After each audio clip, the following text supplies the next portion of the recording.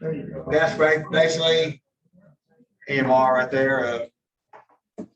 They're trained to access patient, provide care, and do it without causing more injury. That's pretty much EMR. Couple pictures here, kind of stuff. And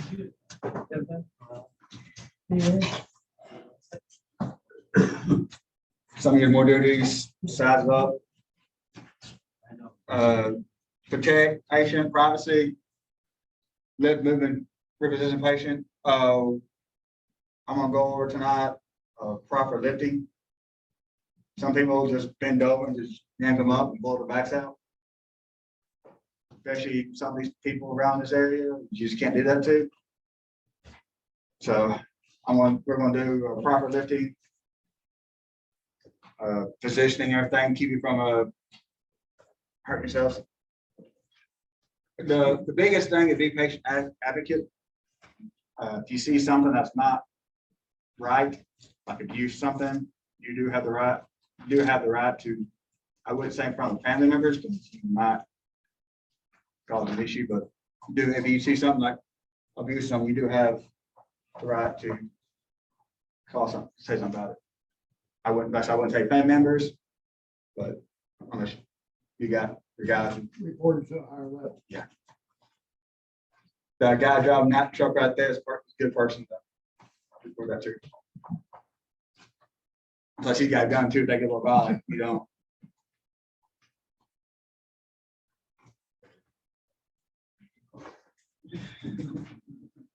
So all this stuff to keep you from clean. It's all these slides are more for full-time people, so I'm not going to go into it too much. So it's stuff that probably won't be on the test.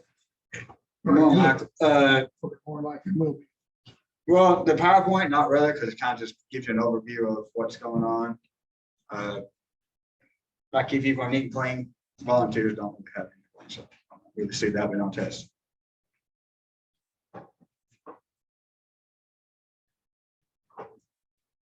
I know EMT, we have to do every 2 years, we have to do so many hours of training. I know some departments, my fire department, we got to do 20 hours of EMR training every year. That we have to do actual certified EMR training to the my fire department.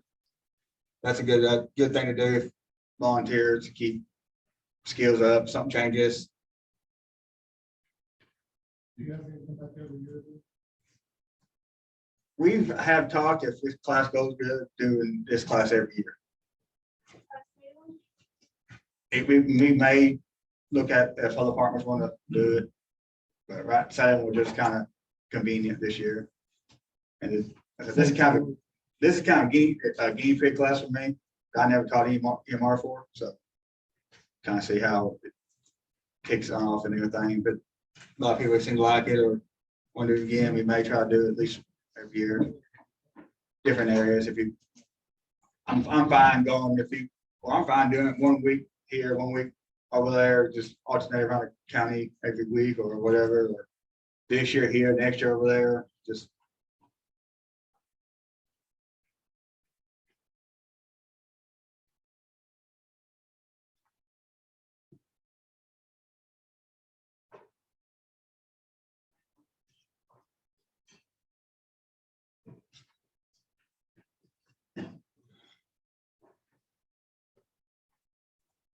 This public health system. Something probably a lot of us don't know if they have been one of the mass casualty events. Was chapter 27. Yeah. You guys going over that, the cars Yeah. and everything tonight? Yes, I'll go ahead and do that now. Okay, that's something we'll be on the test, I'm sure. Yeah, mass casualty will be, and it ought to be a good one too, especially. Yeah, I got under 20. I got that in hazmat. I'm really not a hazmat person, too good at hazmat person, so I got to go over somehow, but I'm not really too good at hazmat.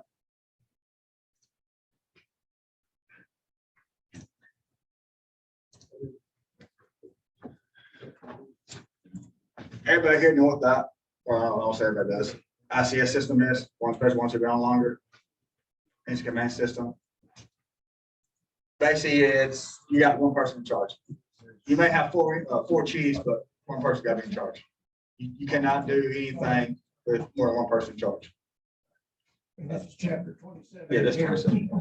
Yeah, I went ahead and did 27. Cause I know I feel a lot more. Introduction to EMS systems. It's kind of surprised how it started. It started in Civil War. That's how EMS system in the United States kind of got started, Civil War. That's pretty much any kind of war. Over the years, it kind of, before the actual first ambulance was hearse. They pick you up, got real fast. You died at the time the bird. That's how it was. They picked you up, you died in the back, they took the bird, they took it to the hospital, took it to the morgue. And it kind of, over the years. Arkansas is a EMS. Arkansas is not considered a right, it's considered a privilege. So that's why an actual Arkansas EMS is probably that Arkansas does not consider EMS a necessity pretty much. As in some states like required, like they will provide like themselves, but Arkansas is not one of those states that will. It's kind of it's not kind of privilege, not really privilege. It's just one of those they don't really consider it like fire and police. That's why a lot of EMS, also American health system, most American health system is probably owned anyways. Most hospitals are all probably owned, they're not government owned. That's why they can do what they want. But this is a 27 mass casualty. Instrument system, ICS, basically it breaks down. You got one person in charge. Normally on mass casualty like this, hazmats, car wrecks, it's usually the fire chief or the fire officer that's usually one in charge. Cops may think they're the ones in charge, but on stuff like this, technically it's the fire. A lot of hazmats, a lot of big wildfire, big fires like that will be, I said, your person in charge will be over the fire service, not law enforcement. They're there as a necessity to help you if you need it. They're not the ones who will be in charge. There is a unified command where there is like head of police, head of fire, head of EMS, head of utilities. If it's city limits, the mayor or representative are all working together to make a plan. But it's still technically one ICS, one command.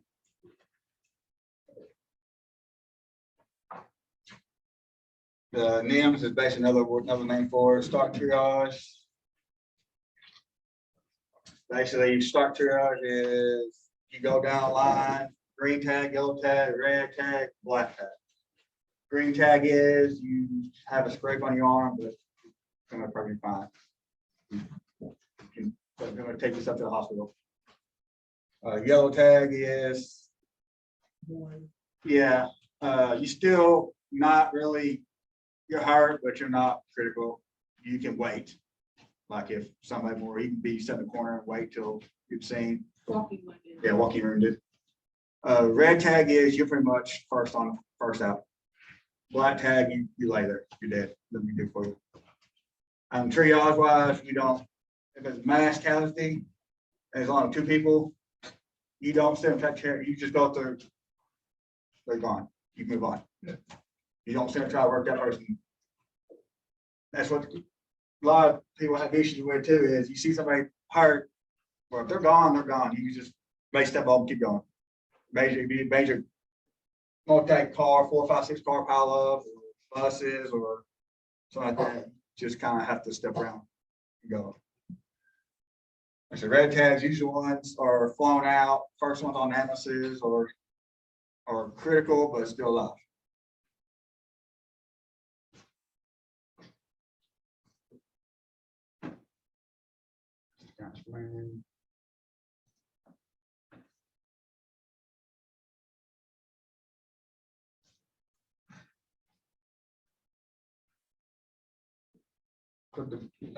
Primary and secondary triage. Primary is quick. You're going through And then second day, once you got everybody kind of sorted out, you get more personnel on the scene to help you, then you go back and may reevaluate. Yellow tag action may be a red tag, or red tag, oh, not as bad as I thought you was originally. Get bumped to green or yellow tag, whatever.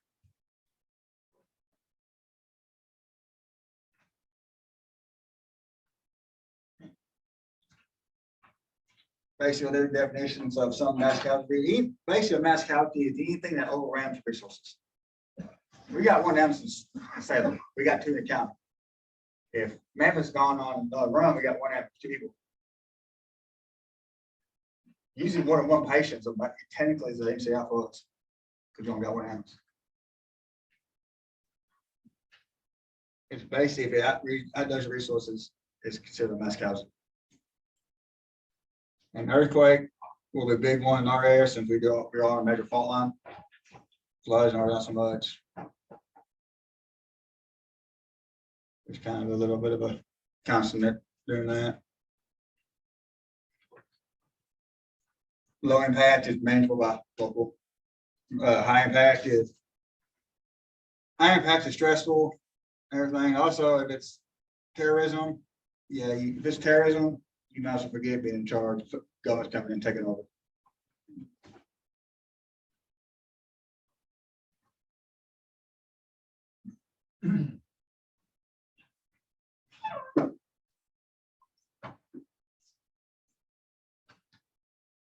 There's a little bit of the instant command system. The ICS as a whole, it's a bunch of classes. It's if you don't know ICS system, I suggest y'all take it. Most of the ICS classes you can take online through FEMA. It kind of breaks down all this stuff better, but kind of say there's command, person in charge. Operations, all the ones who actually are out on the ground doing all the work. Usually each one of these sections have a leader or commander over that unit. So operations, plan, logistics, finance all have one person in charge of all the people, and they all report to the ICS, the commander. Make sure I kind of shows how it breaks down a little better. Basically right there.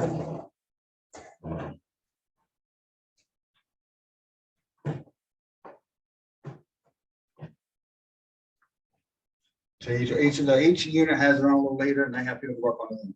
And all those leaders report to the ICS, the ICE commander. One is it three? I can't read.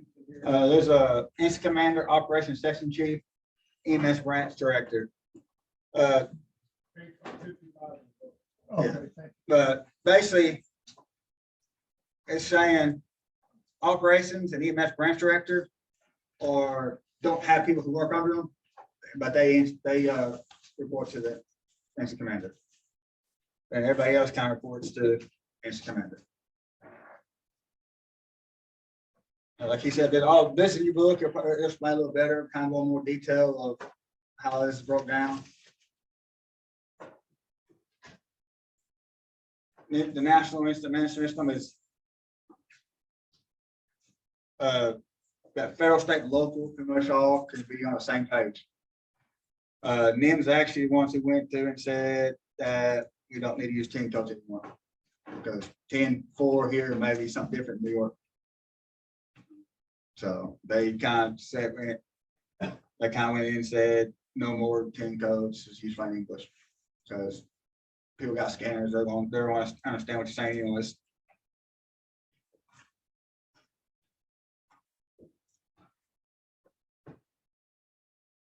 this small instant command stuff.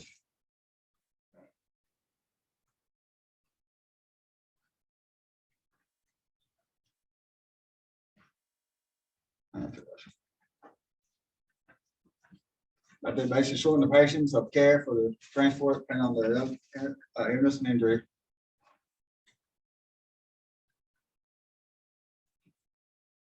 Pretty much use the hospital, battlefield, emergencies when there are multiple victims and limited medical resources. I said earlier, a two-car MBA is technically MCI plus. If you only got one ambulance that responds to it. If you got more than one patient, technically it's MCI plus. We normally can handle 2 patients at a time, but technically by definition, it's MCI. EMR is first on scene, must be able to triage a patient. Basically, y'all need to know if they're dead or not. I'm on a mass casualty. I'm not too worried about y'all know yellow tag or green tag per se, but you don't have to be precise on them. Well, at least might be green, it might be yellow, whatever. Just saying they're gone, they need help, and they got a broken finger. They're fine. It's pretty much. And it boils down to, can you walk? Yeah. If you can't walk, we'll get help to you. Yeah. Pretty much, yeah. Like I said earlier, a few scrapes, broken arm, they can take themselves to the hospital.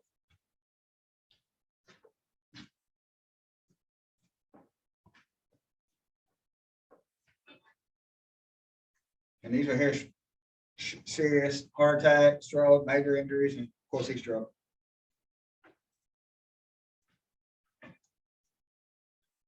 And for the START stands for simple triage and rapid treatment. Basically, rapid, like I said, rapid. Going in and see, you're good, you're not, you're good, type thing. 60 seconds or less each per 60 seconds or less per patient. Basically, I want you to look at them, they're breathing, make sure they got airway, stop major bleeding, if you can, then move on. If you cannot get airway, you cannot get bleeding stop, you move on. Try something else you say.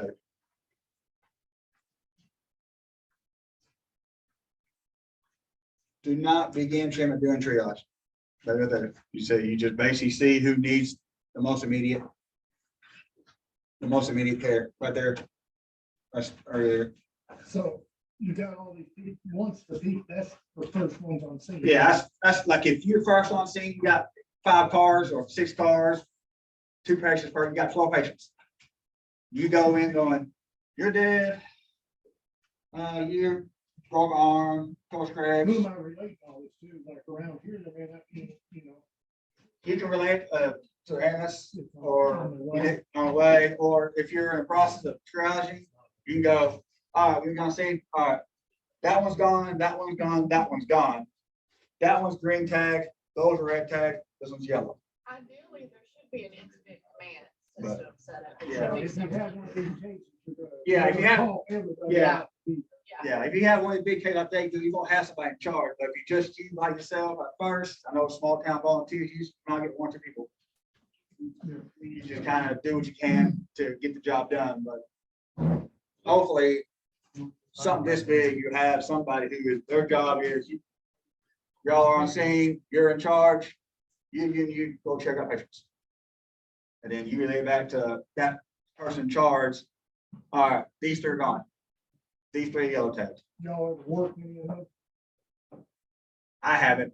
to where it is it pretty chaotic or does it work pretty good? It depends on the most experienced people there who's in charge. We had an incident happen, close to Kosh, where it was snowing, and it was 2 or 3 cars, and we had one that was a major trauma. He had a open femur fracture.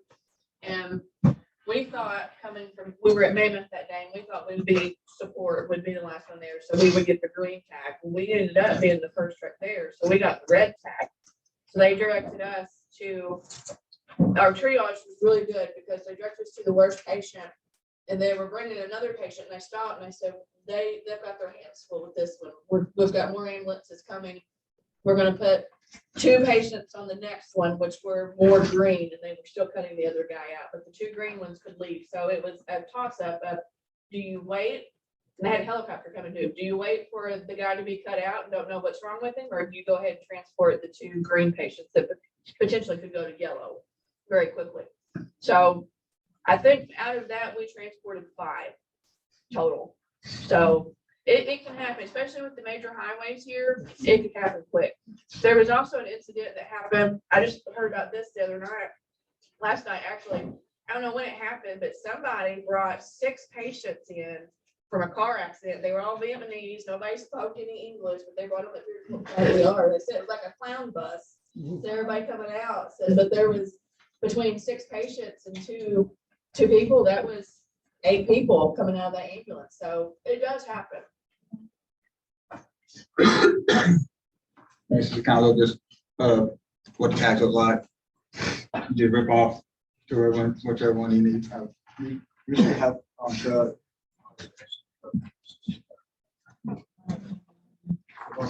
Basically, that's how you triage. Can you walk? Yes, you're minor. Can you walk? No. Breathing? Yes. Respiration greater than 30 per minute? Yes. Circulation refill 2 seconds? Yes. Mental status? Follow direction? Yes. Still like, means they can wait. If any of those are no, if all 3 of them are no, they're dead. And if 2 are yes and 1's no, they're immediate. I'm pretty sure this is in your book. Yeah, so that guy, if I can make it bigger. Don't know how to work this computer.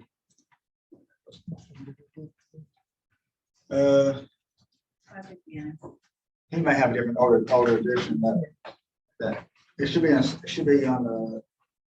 We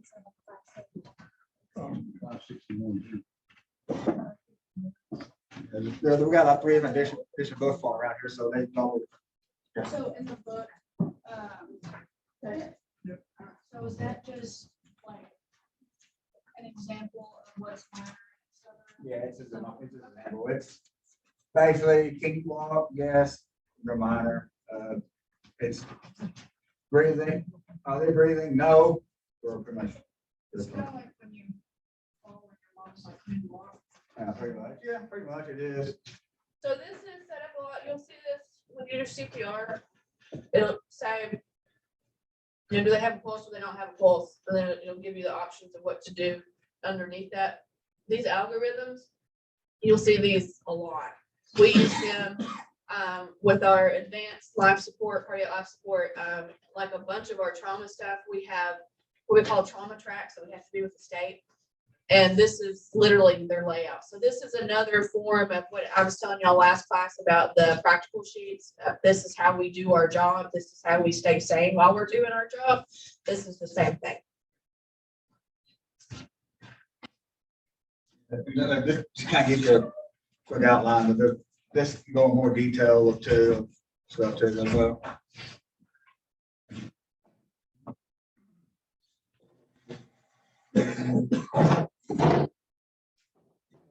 Primary and secondary. First on scene, you're going through just seeing who, what's what. And then secondary is when you get patient relocated, get more help on scene. All right, they're yellow, but they could be green. You can downgrade or upgrade their status either way. But when you first get there, it's primary, is you don't keep the scan going. As basically what you see.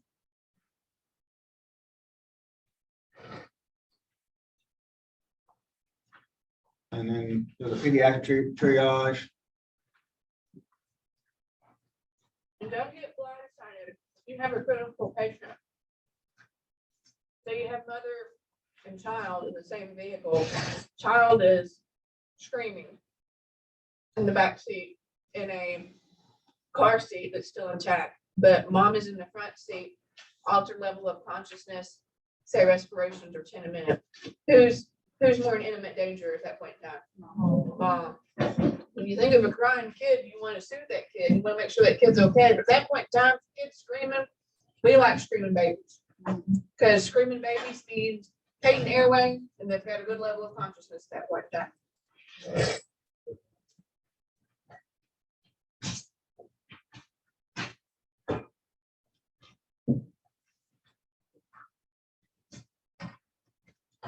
Yeah, this pediatric respirations, perfusion, and mental status. Pretty much the same thing as adult for most of it. Don't know, but here it says, can you walk? But 1-year-old's not gonna be walking too good, so I don't really understand out too well, but.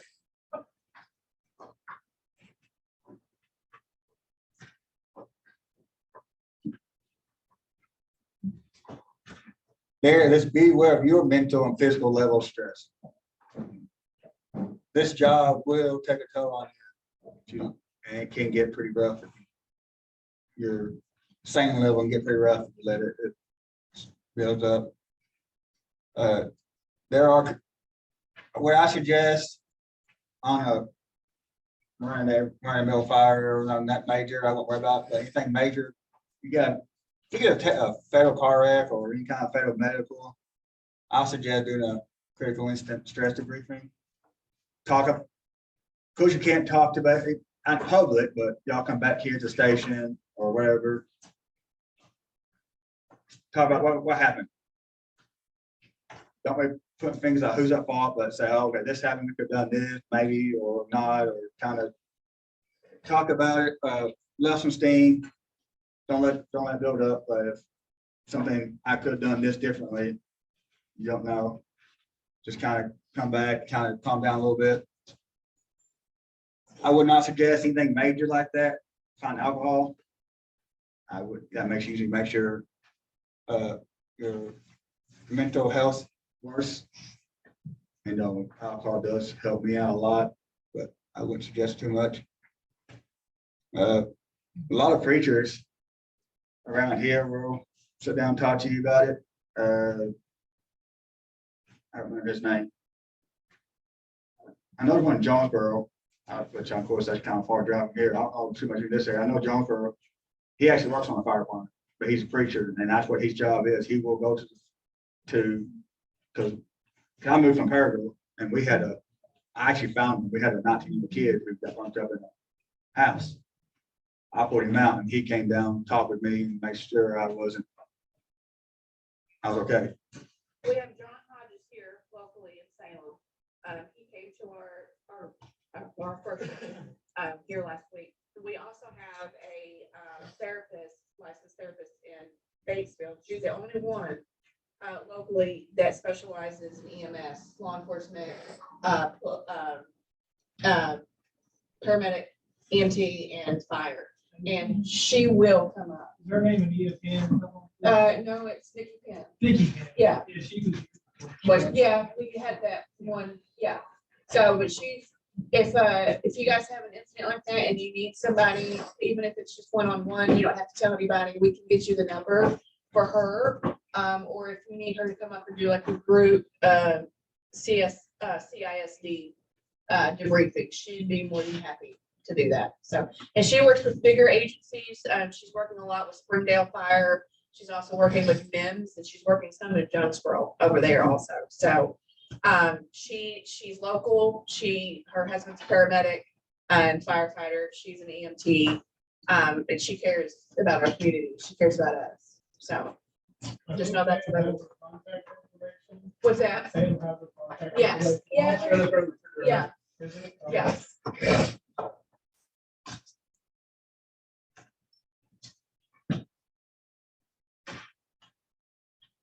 Yeah, just there,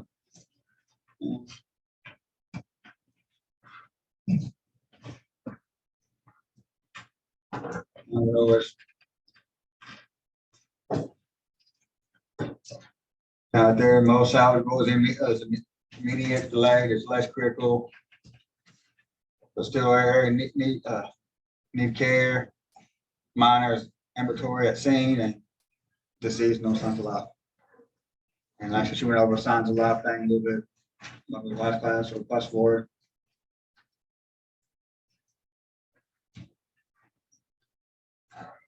All right, that's 27. We're done that one. Go ahead and do it, right?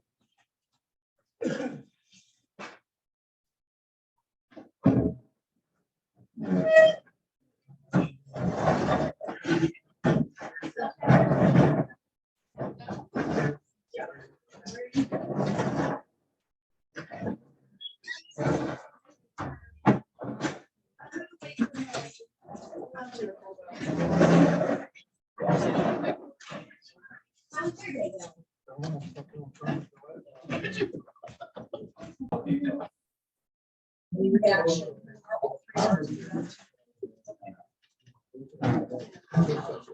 This is over operations and added response.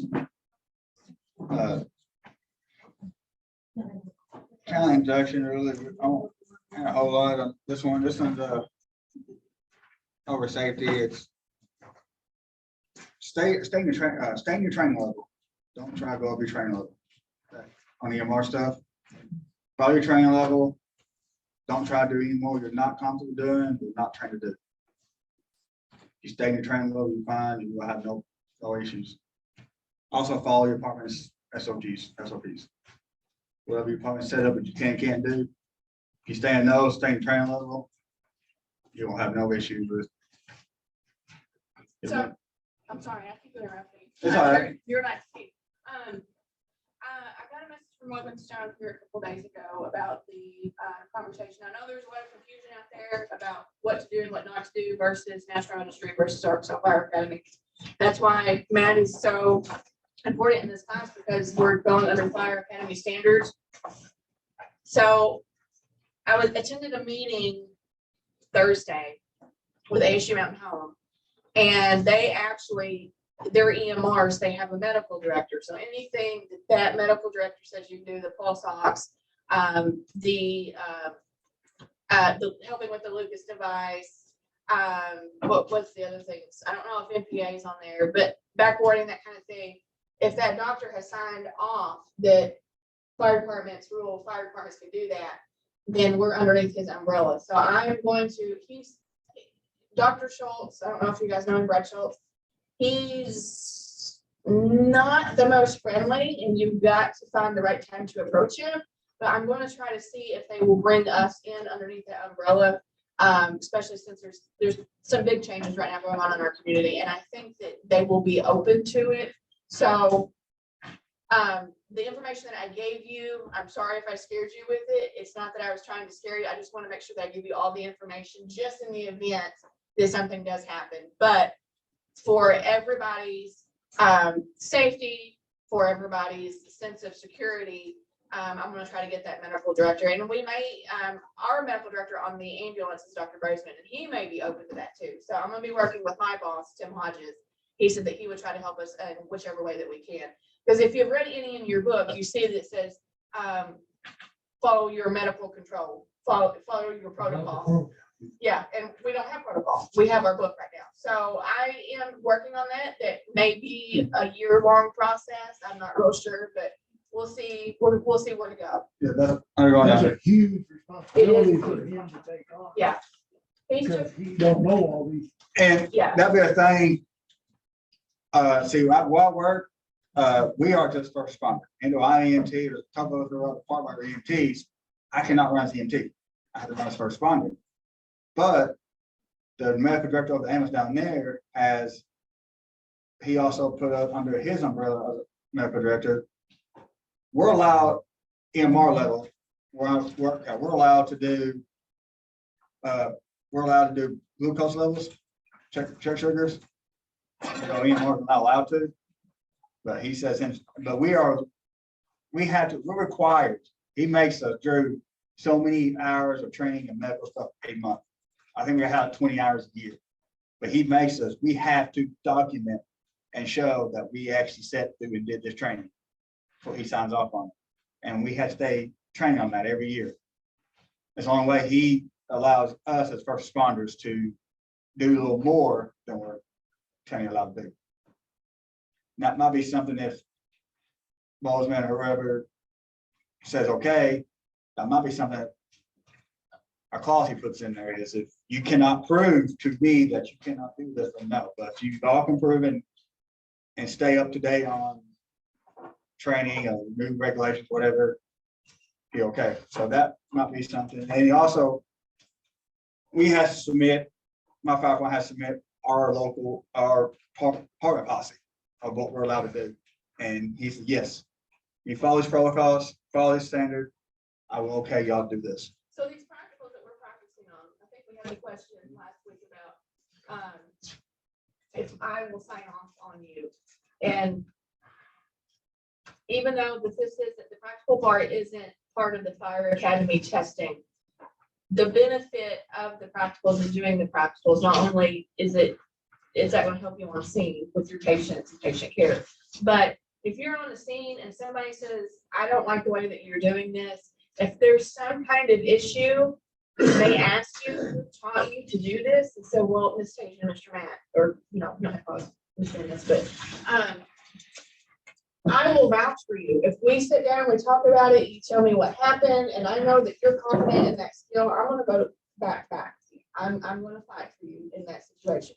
If it's somebody else out here that I don't know that says they've been through this class, I say, well, I was in that same EMR class. Well, okay, well, I'm gonna sit down with them and we'll talk to them. I say, first of all, who are you? Because I don't know who you are. And second of all, show me the skill that you did and why the way that you did it this way. But being local, being familiar with each other, being face to face, when you guys leave this class, you're going to be equipped and you're going to be confident to be able to give care to your patients. So the reassurance of signing you off is that I'm telling you from a professional standpoint, from a Fulton County Hospital employee, and from an educator standpoint, that you are confident in your skills and what you're doing. Does that make sense? Okay. All right. But what you just kind of remove over is stay at a level you're legally and actually allowed to do. I told you earlier, do not go above your skill level. That's a good question. It says the EMRs basically have one chance. So for an alien broken leg, to find the pulse over the SMC. If it wasn't, in order to do that, well, what does that fall under? The fire? Would that have to be an SOP for the department, or is that under the medical direction you're talking about? How much permission does this book give us? Dr. Matt, question. Don't really know for sure. This book is not Arkansas, it's national. Arkansas limits everybody on what they do. Even my level, I can go to Tennessee and be starting IVs and intubating and stuff, and I can't do that here. It's a basic, so you gotta kind of know our policy is on the angulated. I wouldn't try to adjust it, honestly. I would just, if you can find it, maybe, like I said, one try, and if you can't get it, you can cause more damage. You can try and sort of move. You can rupture, you can cut in the veins, arteries, break the skin, causing permanent damage. So I would limit it to at least once, because if you don't know what you're doing, you can cause more damage than what you're doing. And if you don't feel comfortable. If you don't, yeah, exactly. If you don't feel comfortable, don't do it either. More than likely, if there's not a pulse in that extremity, let us know, because we're probably gonna find that patient out. I said, if you can cause more damage, you're trying to move, something like that.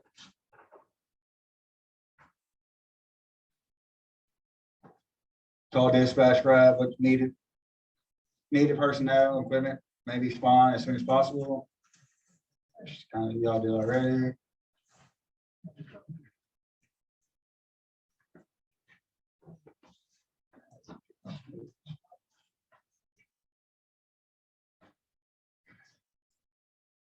The 6-page emergency call, preparation, dispatch, en route to scene, arrival at scene, transfer patient, and after emergency.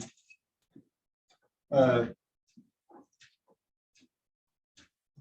of breaks down phase 1. Have that what you need. Make sure most volunteers I know to do these once, twice a month, but make sure every month y'all pull, or each meeting, or you want to have somebody every week come down and check, make sure you have everything y'all need. If you have AEDs, make sure they're charged, working, all the medical supplies you need. After any call, you do something, let us know. We'll supply it for you. I on personal bag too. If you don't go to scene, get a rescue truck and just go to scene on personal vehicle, make sure everything your bags you carry has everything you need to do the job, and it's supplied right. Can't do the job with the equipment you need without the equipment. Equipment personnel, kind of right there, kind of does that. Just finish our dispatch communications, everything. Note the information dispatch gives you at the call, that's hit and miss. In dispatch, that's hit and miss. Dispatch can give the information that they receive. So if 911 call gives you, I got a emergency here, it hangs up, you don't know what you're getting into. But if dispatcher gives you information, try to note down as much part information about it, so you know think about, okay, this is going on, when you this, and this.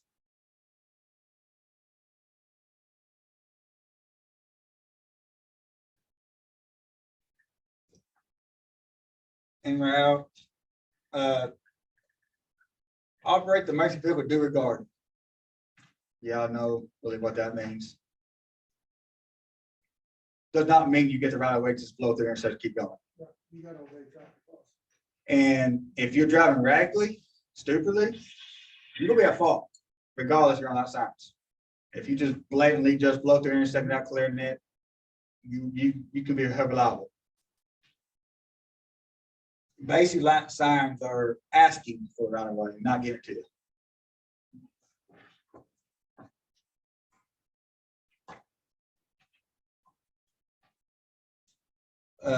Throughout the scene, watch for hazards, can be anything. Little chihuahua ankle biters up to the power line falling down. Just watch where you park, watch where you go. If you don't feel safe, leave. Your safety is priority. Your safety, your partner's safety, bystander safety, then the patient. The patient's the last person you have to worry about when it comes on scene. So we have a tendency to get tunnel vision when we get on these things. My advice is look up. Because you think, well, that's kind of good, you know, you're gonna say, no, I've had cars in trees where I had a patient on the ground that was ejected, and the car still be in the tree, and us underneath it. So, especially like your electric wires and stuff, you wanna look up, make sure they're all intact and they're. I worked fire scene where another fire department pulled under the fire lines, power line fell off the fire truck. Yeah. So, So look up.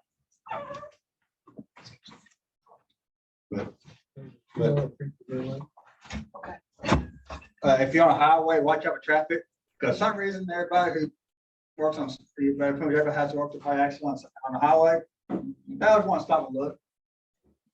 So y'all see pretty lights, they all want to see what's going on, and they're not paying attention. They can be turning, and some reason they turn their heads, the steamers go with them. So watch out for traffic. Supposed to, I don't always follow this rule. You got that breakaway high vis vest you're supposed to wear. I never hardly ever wear that. I kind of forget about an accident time anyways. We just had a meeting over this, man. I wasn't in that meeting. I was at work that meeting. No, review the video. Nope. Our guys are mad about it too. That's what the staff meeting that we had was, there was a picture in the paper of a traffic accident over in Morrison District. I think Morrison and Salem both responded, and there wasn't one person in that picture in the newspaper that had a vest on. That looks bad on us, guys. We don't want to look bad. We want to look professional. We want to know that we want to look like we know what we're doing.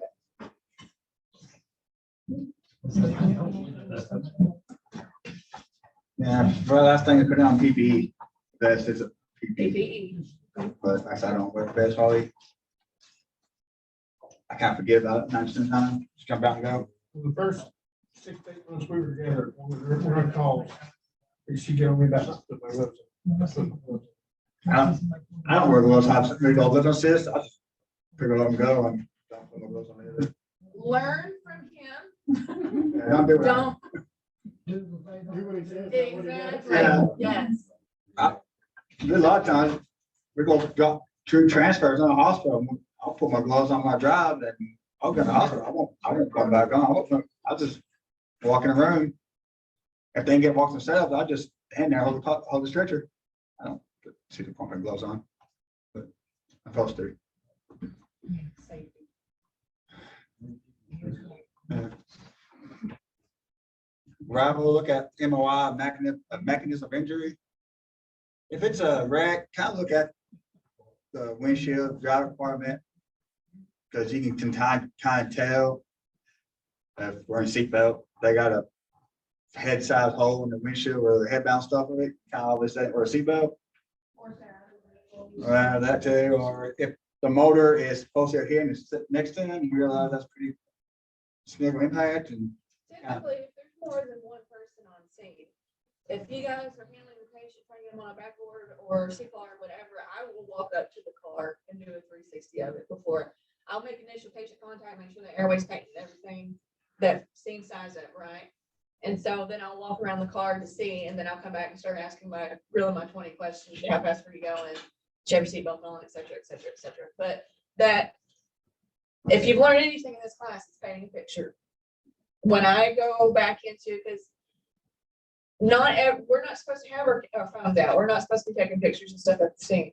Technically that's a HIPAA violation, but I've got to paint that picture to that doctor and that nurse in the emergency room because they're not out there. So if I just give them the make, the model, year model, older, newer, it don't have to be like a 1992, Honda Civic, but something, an older compact vehicle, and just tell like the points of where there's damage, if it was rolled over, the seat belts, where the patient was found, the starburst on the windshield, windows, point of extrication, all of that's really, really important. So, and a lot of times, if you just talk to your patient, just like we're talking now, well, not really like I'm talking now because I'm talking more to you than y'all are to me, but they will give you, they'll start filtering that information if you just gotta pay attention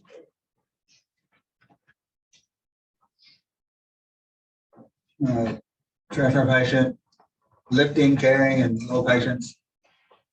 And so we'll go over tonight about lifting. Make sure you don't blow your backs out. And make sure you provide the EMS with the accurate patient status. Like if you call out to something major and you're not saying like nothing really, make sure you let us know, hey, it's this, that, this, or because we go and prepare for one thing and it's not that, it's this. And a lot of times your ambulance, and this is not bad on our ambulance. Them rolling because you scratched your finger is different than them rolling and you got massive blood. They're gonna roll a little quicker on that. Not that they're lagging in any way, but to keep your ambulance crew safe. They're doing their best to get their safety. But it's different if it's working or if. It's gonna be a difference between, do I have time to go pee or do we need to go? And after call, it's kind of self-explanatory. Get ready for the next call, clean equipment, restock anything, refuel vehicles. I know that a lot of times we don't refuel vehicles and go drive on next call and they're dead or out of gas or whatever. Paperwork. Need to do a debriefing. I say anything minor. My medical ain't not major to it. Debriefing probably really not that big of a deal, but something major car wreck, loss of life, something like that. I would really suggest doing a debriefing kind of, or even any kind of call, really kind of go over what y'all did. Maybe I could, we could have done this a little different. Type of things to kind of prepare for next call. And of course, know if I dispatch you back in service.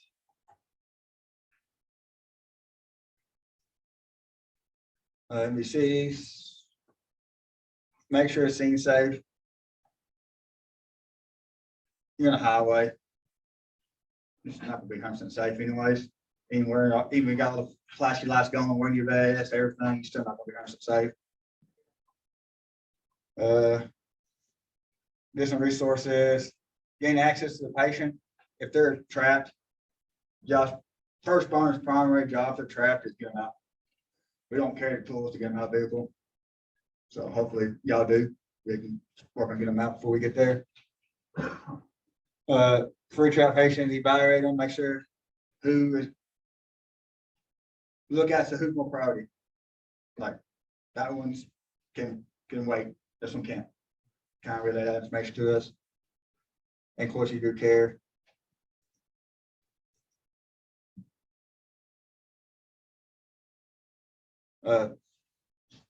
Moving patients if they're in immediate danger, fire, explosion, or any other hazards. The car's on fire, you don't have time to stabilize them. If nothing major happens, you got time to put the seat collar on, make sure they're not gonna move as possible. If the car's on fire, yank them out of there. As fast as you can. Don't worry about seat collar, don't worry about all the safety protocol stuff.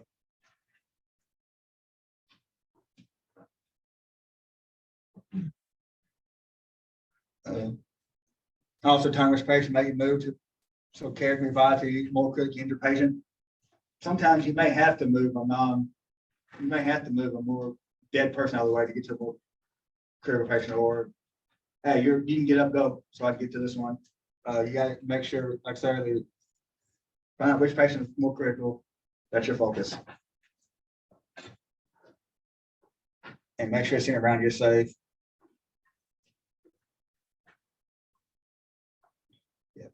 Cross of 50 feet.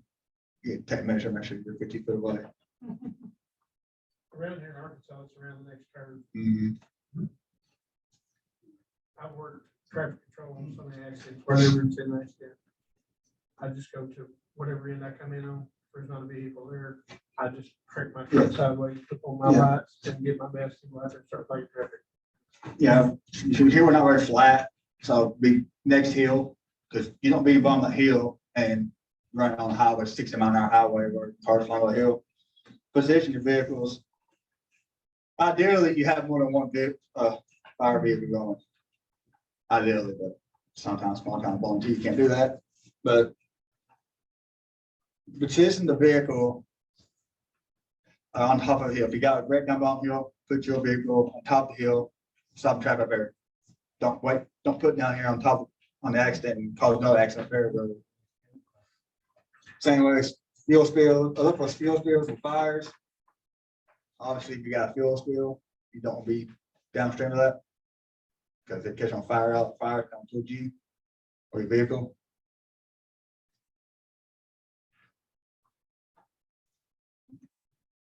Warning device. All fire trucks and ambulance got the little flashing lights. Some sure had cones, so really don't flares, not dry weather because you cause radiation. They're kind of setting up stuff.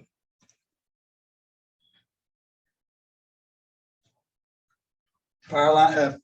If you get on a car wreck and they hit a power cord, line has fallen on the vehicle.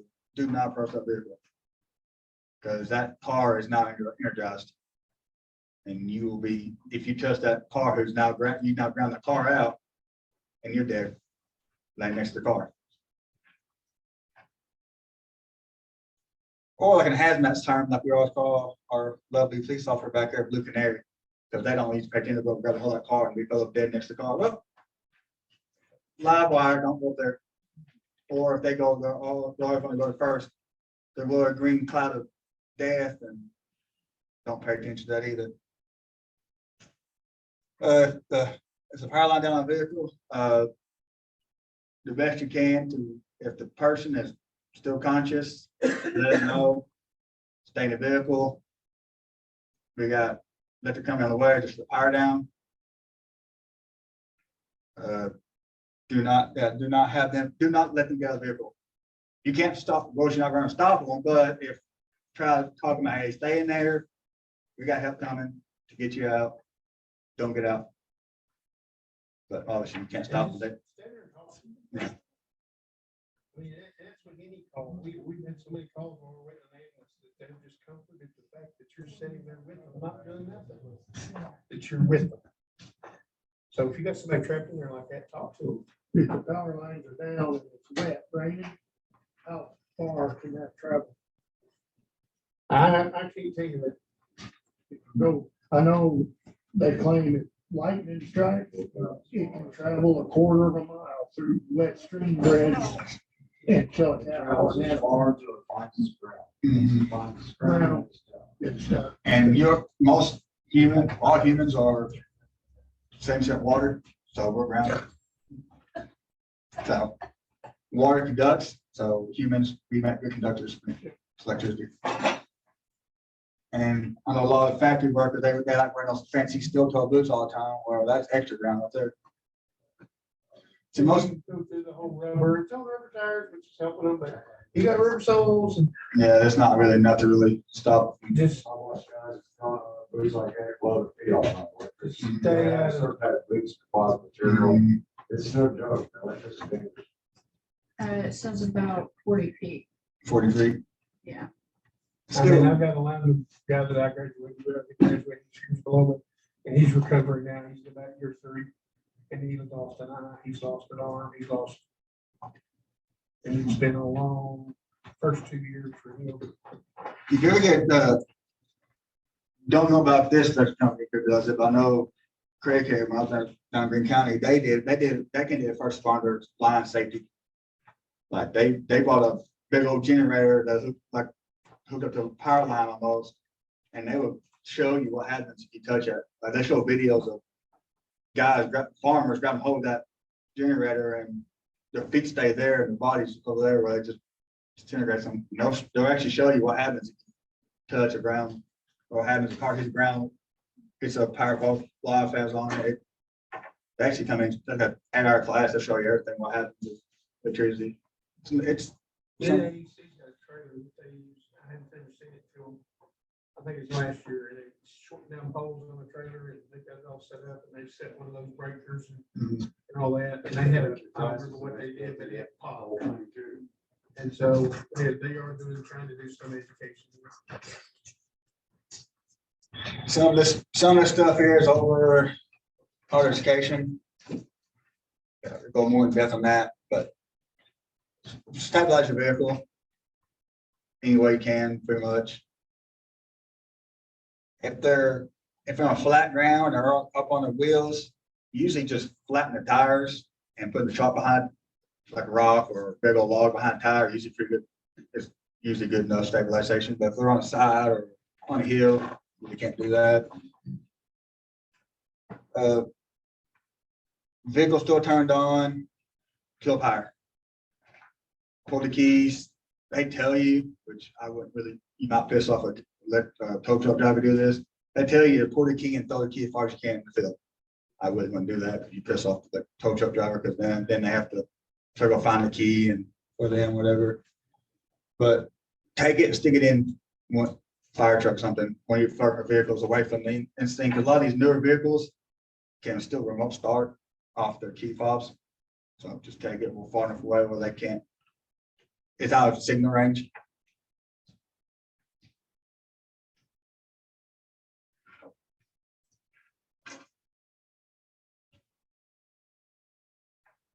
Make sure it's stable, basic common sense. Another thing is to teach you that more fire style, teach you try before you pry. Don't go there and start breaking out windows, prying the door open and door lights. I'm gonna get into it. Same way, house fire. Don't stop dragging down the door and door lights, open door, walk in. So try that before we get all the fence tools out and start turning them out. Because a lot of times you just open the door and get them out. Are your departments doing any training on airbags? There's a new refrigerant coming out, I think it's out in a lot of the vehicles, but it's not mandatory until I think next year. That is explosive. A lot of times they run those refrigeration lines in their door posts. So you reach up and sniff one and you cut it. So that obviously you want to get your department to talk about airbags especially. Yeah, do not little couple free. That's not part of this class, but a couple education things. Do not cut the big bright orange cable that runs on cars. They run around, they usually run, well, they normally was on driver's side, but now they're on passenger side. On hybrids or electric cars, that is the battery. That will light you up. That is that on hybrid and all electric car, that's the power source. There is no motor. Teslas, there is no motor. It's all batteries underneath the full compartment. If you cut that. And you're going with the passenger side. Traditionally they used to be, but now they're everywhere. So you There's gotta not look- there's now not you gotta look before you yeah, cut. Make yeah. sure you're not cutting. there's not a set location anymore. Teslas are good. They have little fuse boxes on the front trunk and the back trunk. They're like little, you pull them out, it kills fire truck. They have one in front and back for if they're front and back impact, but the little hybrid cars, they don't have that. But they still have that orange. When I say orange, now they're blue and yellow now. But they're big old cables. Same with. Pretty much. And a lot of times now too, you kill the battery. Most of the vehicles have one battery. You kill the battery in the hood, they might have one in the trunk or underneath the back seat. So you gotta be careful on that too. We cut up Morrison last year, we cut Prius up, and that was one of the toughest cars we cut up. That thing had roll cages, everything. We could not get that thing apart. They're traditional stuff now, these newer vehicles are getting harder to stabilize sometimes. You gotta break a window, do not break the window next to the patient. Do not, if you don't have to, usually go behind back seat or passenger side to get in. Don't, not to cover them up. If they're sitting right there, don't break the window and blow that glass in their face. You break the window, passenger side, slide through, cover the sheet, then break that window, keep the glass off. Turn off autos that.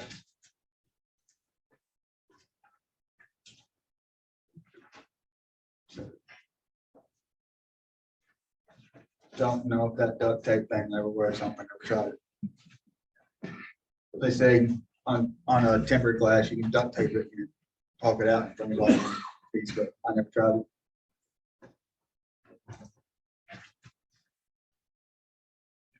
Do not ride overturned vehicles. So, lumber, any kind of wheel truck cribbing. Everybody, education that has some kind of cribbing or logs and stuff on their education stuff. A lot of country boys like these winches on their vehicles. That basically sterilize it too. Have people put winches on there to stabilize it. Something like that. Not really going too much detail because all this education stuff. I can teach you, I can give you all kinds of education classes. By the way, I do got my stuff for worksheet in September 20th, I think. They'll probably send out an invite too. We're gonna get that And then I'm gonna do advanced education in Morriston, probably October. And if I can get a school bus, I'll do a school bus education. So I may have to see if I can still want to stay on school buses. Chop it up. Yeah. Patients beneath the vehicle, that's unique. Call for rescue squad immediately. Do not enter the space, remove victim until the vehicle is stable. Some of this stuff, I can't really tell you how to do it or explain to you how to do it. Just kind of one of those you got to do it. I know we worked one person under the vehicle, trapped on the vehicle not too long ago, and we took the spreaders, stuck it under the hood or the motor and raised the car up enough to slow them out. That's a lot of times you got to do. Sometimes maybe more work than that. Move wreckage, any kind of wreckage. There's no need in falling over a bumper to lose 16 times. And then your ambulance crew falling over 4 times for the amount. Throw that thing out of the way.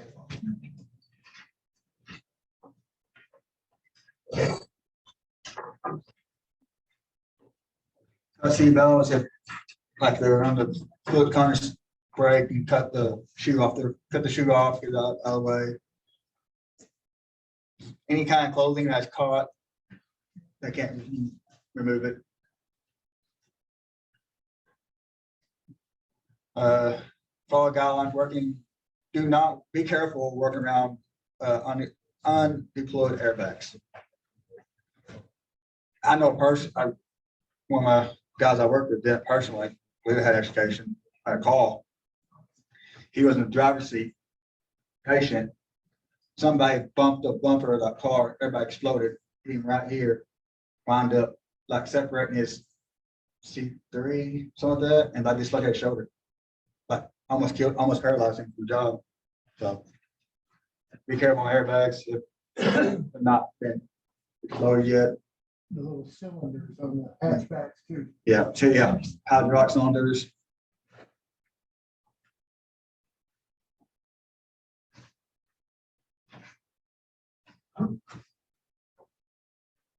Right here, unless trained in fire rescue operation, you are not expected to know how to enter or make way around empty or abandoned buildings. That's a no class.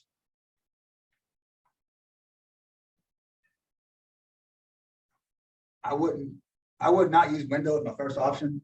I'll try door first. A lot of times you just like to open the door, walk right in. Window, if doors are locked. And a lot of apartments, especially daytime, if the building manager or their, that's a key first. They'll have the max lock. And call law enforcement too. Because legally. That's not what's burning.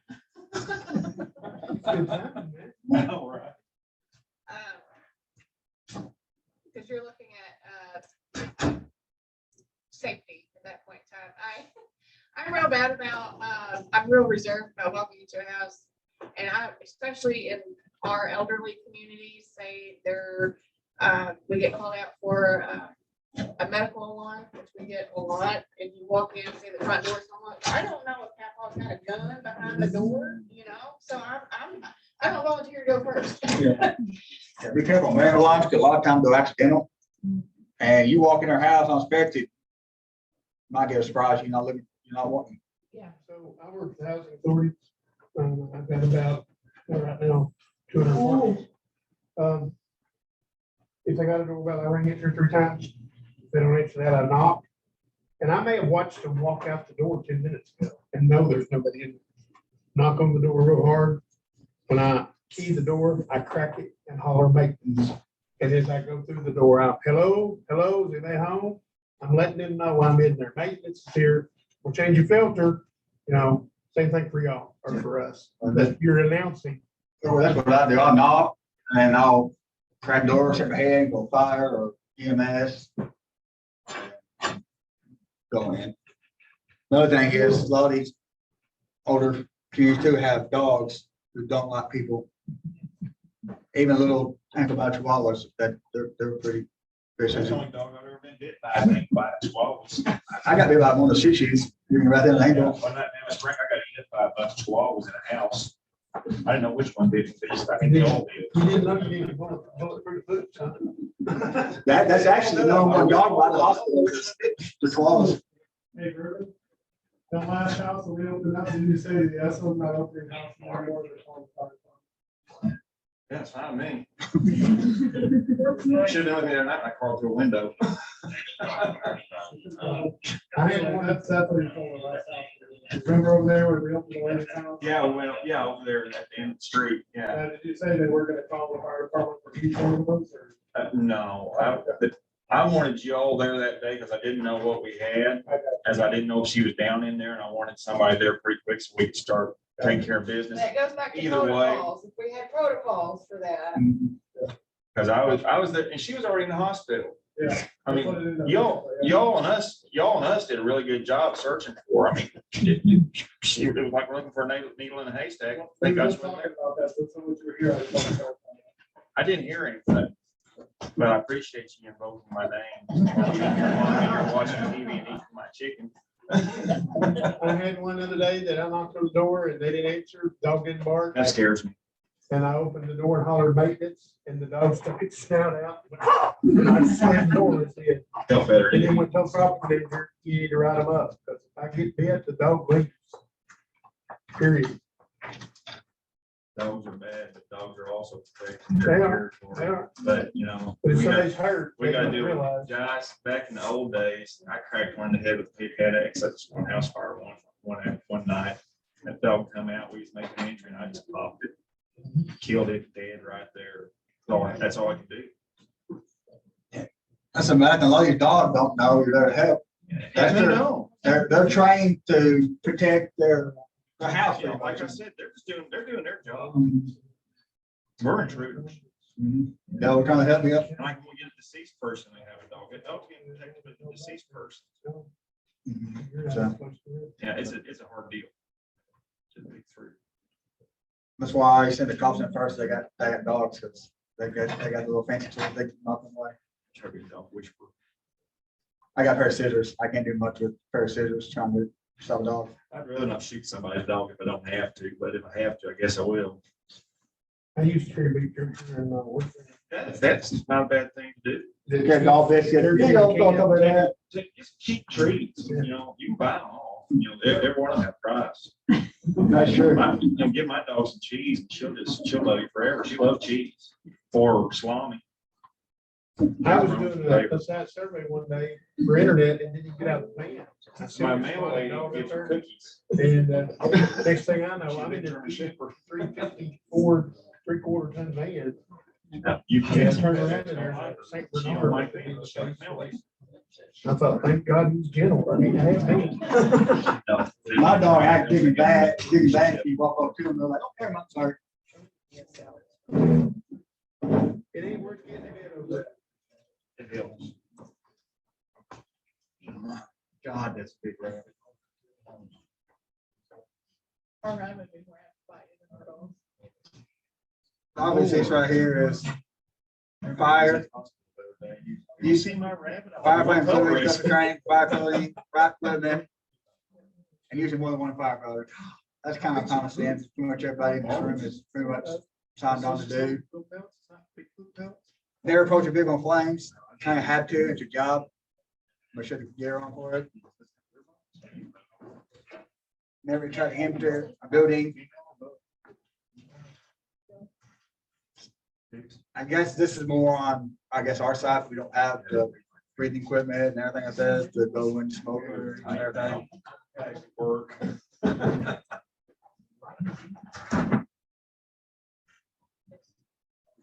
Grayish yellow smoke, never attempt to enter or close building or room, off grayish yellow smoke. That's not usually a good sign. Also be careful if you on a house, you have smoke coming out under pressure, because you kick that door in, it'll blow up on you. That's a whole nother class there. I'm really surprised they're teaching fire. I know it's coming in fire academy, this is for EMR.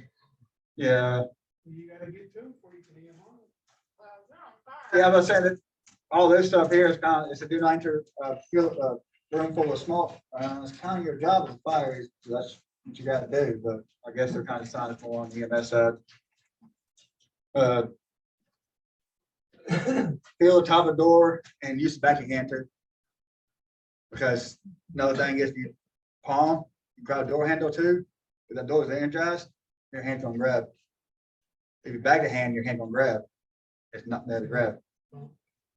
Yeah, kind of push off, but if it, this way, your hand will grab it, you're stuck there.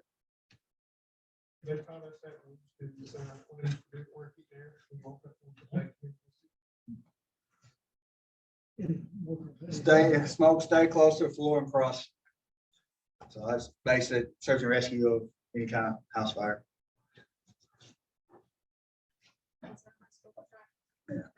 So they, this is a little more than what EMR, but gas. Do not smoke a cigarette at all. Have lighter, anything, natural gas.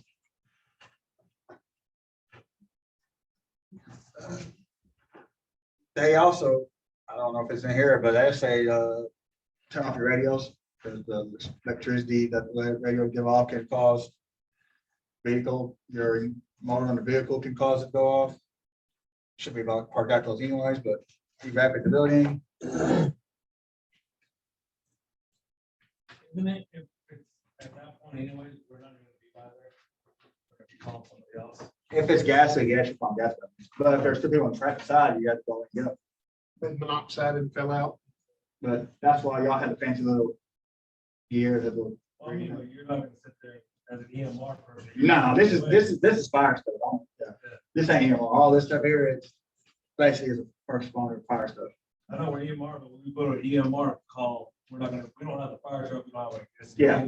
Yeah, That that, would be staying back. at that point, That's kind of like. Yeah.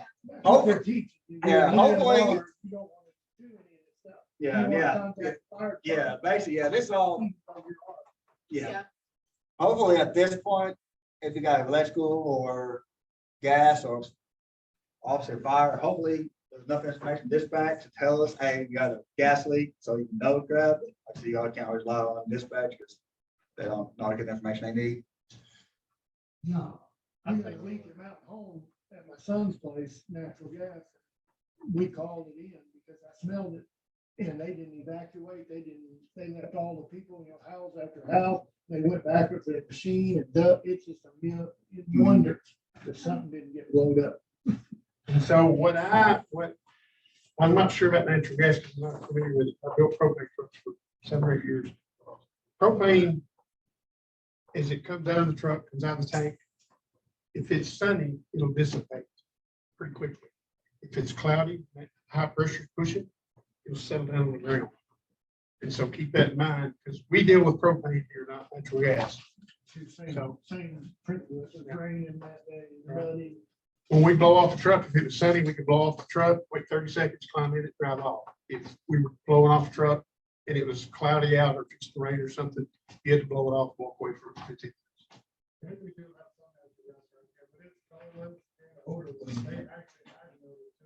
Yes. Propane same way. Yeah, most gas is that way, don't have to smell.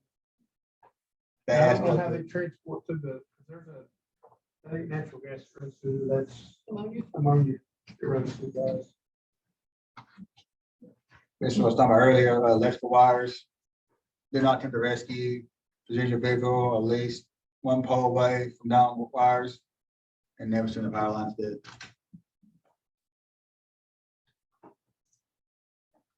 And look around the power boat.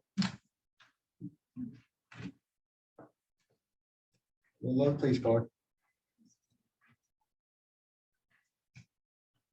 So I told everybody to stay away, avoid touching anything metal.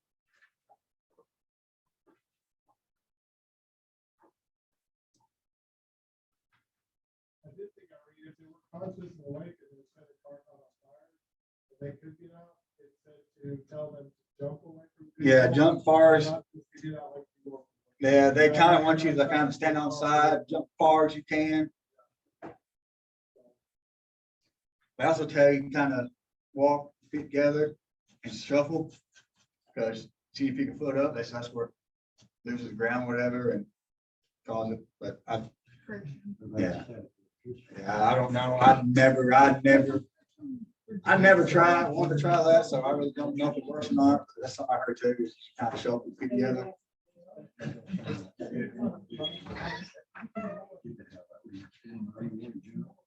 No responder should enter a hazard area unless trained to do so. Unless you're hazmat tech, you shouldn't be entering the hazmat something else.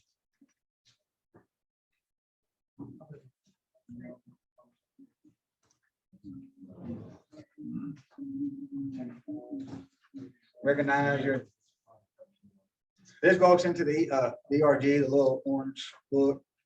Every fire truck should have one, emphasize one, little orange, and that little placard has 2 or 3 numbers and tells you what it is. That kind of tells you that right there. Look for that number in your ARG. It tells you what kind of hazard it is. That right there means it's fire. Rest fire, it's fire. Burns. Hot warms, hot zone, warm zone, cold zone. Hot zone, obviously the scene, whatever it is, car wreck, fire. Warm zone is kind of where decon takes if you do hazmat, kind of where it transitions from hot to cold. And cold is where everything else should be, like patients, all your parked vehicles, everything. Kind of explains right there what hot warm zone is.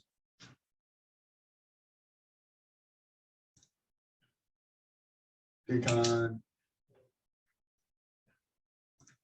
out there, kind of what we're doing. Stay away from radioactive materials.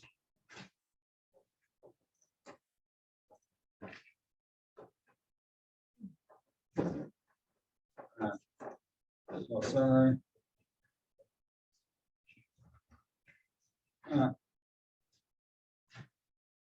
We done with this. Gonna take a break.